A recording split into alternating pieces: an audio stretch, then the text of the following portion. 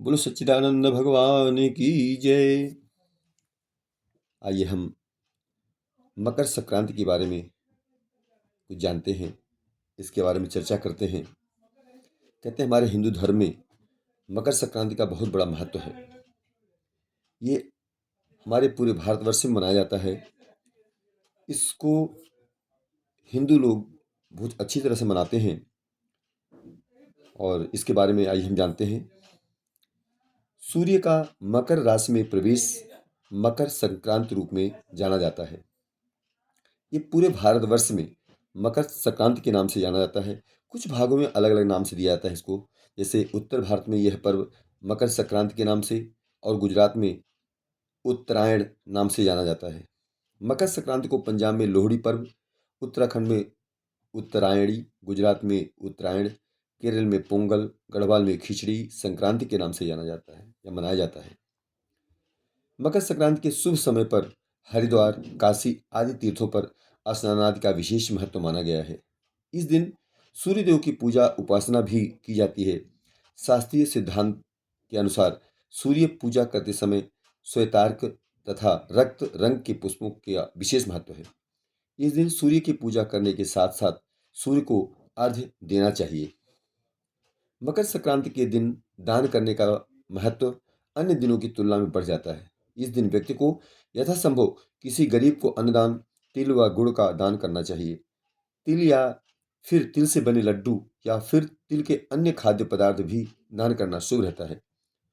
धर्मशास्त्रों के अनुसार कोई भी धर्म कार्य तभी फल देता है जब वह पूर्ण आस्था व विश्वास के साथ किया जाता है।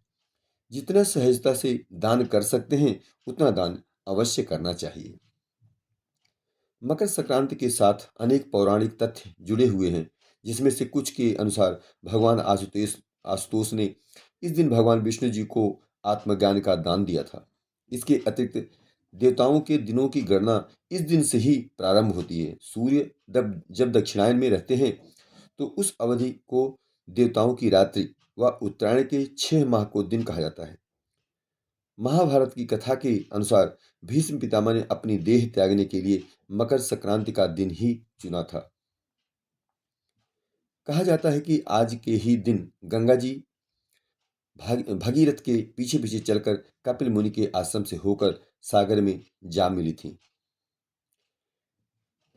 इसीलिए आज के दिन गंगा स्नान व तीर्थ स्थलों पर स्नान दान का विशेष महत्व माना गया है।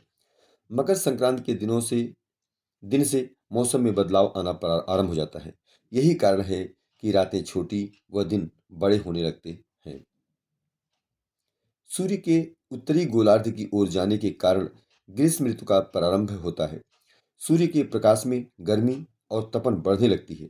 इसके फलस्वरूप प्राणियों में चेतना और कार्यशक्ति का विकास हो जाता है। मकर संक्रांति के दिन देव भी धरती पर अवतरित होते हैं। आत्मा को मोक्ष प्राप्त होता है, अंधकार का नाश व प्रकाश का आगमन होता है। इस दिन पुण्य, दान, जप तथा धार्मिक अनुष्ठानों का अनन्य महत्व है। इस दिन गंगा स्नान व सूर्योपासना पश्चात गुड़, चावल और तिल का दान श्रेष्ठ माना जाता है। इस प्रकार से अनेकों प्रकार की कथाएं हैं जो लोग अलग अलग प्रकार से वर्णन करते हैं। इस प्रकार से हमने मकर संक्रांति के महात्म्य के बारे में कुछ जाना। धन्यवाद।